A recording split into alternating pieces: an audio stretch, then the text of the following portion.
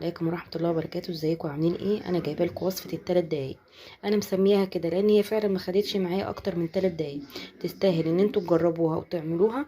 هتسد معاكم في اي وقت ما تكونوا فيه مش فاضيين تعملوا اكل، بجد اعملوا الوصفة دي.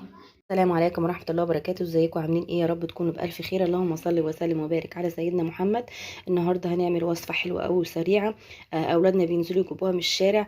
طب وعلى ايه؟ طب ما احنا هنعملها في البيت في 3 دقايق زي ما بينزلوا يشتروها في 3 دقايق. احنا كمان هنعملها في 3 دقايق. انا مسميه الوصفة دي اكلة ال3 دقايق لان هي فعلا بجد ما بتاخدش اكتر من 3 دقايق. بس ما تنسينيش في اللايك والاشتراك وتفعيل الجرس عشان يوصلكوا كل جديد ان شاء الله. انا حاطه طاسه على البوتاجاز، حاطه فيها شويه زيت. لازم الطاسه تكون سخنه جدا جدا عشان تقدري تعملي الوصفه بتاعتك زي اللي في الشارع بالظبط، بالطريقه المظبوطه، وان شاء الله هتعجب الاولاد ومش هيشتروها تاني من بره. يلا بينا. انا مش هقول المقادير، انا هقول المقادير واحنا شغالين على البوتاجاز على طول ان شاء الله. انا حطيت بصوا شويه زيت صغيرين ازاي، مش كتير. بسم الله الرحمن الرحيم. دي كبده عليها توم، عليها بتاع ده نص ليمونه، عليها معلقه كزبره صغيره، وسايباهم بقالهم 10 دقايق. بسم الله الرحمن الرحيم. قبل ما قطعت الفلفل. هي ده، هو ده بس وقت التتبيله اللي انا بتبل فيه الكبده ما بتاخدش وقت كتير في ان انت تتبليها وتسيبيها اهو. ما بتقلبيش، انت بتوزعيها كده في قلب الطاسه. اول ما ياخد وش الجزء اللي تحت تبداي تقلبي اهو بالشكل ده. ولازم تكون على نار عاليه، لازم الكبده تكون على نار عاليه عشان ما تنزلش الميه وتبقى زفره معاكي. انا بحب احط نص ليمونه، ما بحطش خل. الخل هقول لكم بيتحط امتى وفي الوقت اللي هيتحط فيه على الكبده. تمام. بصوا تاخد لون بسرعه ازاي، انا بقول لكم هي فعلا بجد ما بتاخدش اكتر من 3 دقايق.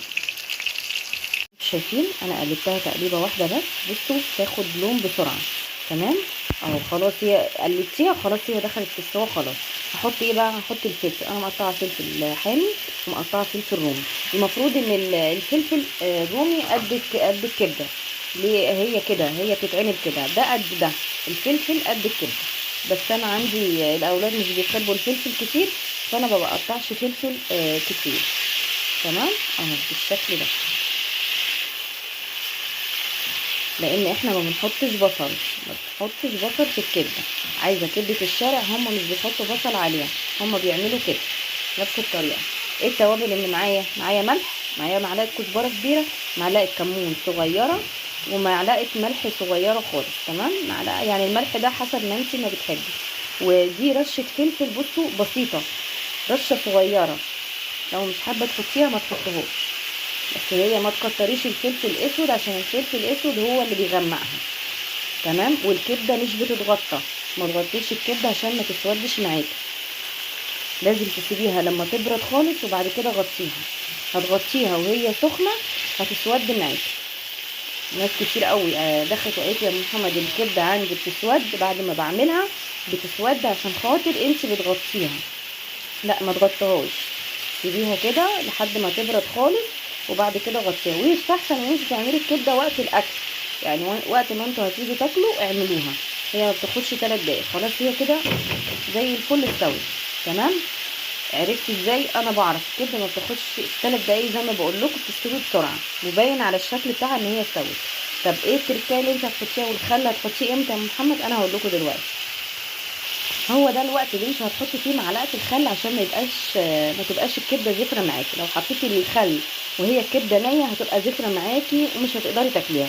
الخل انا بحطه كده بصوا، بصوا معلقه قد ايه، يعني نقطتين، ما بحطش كتير.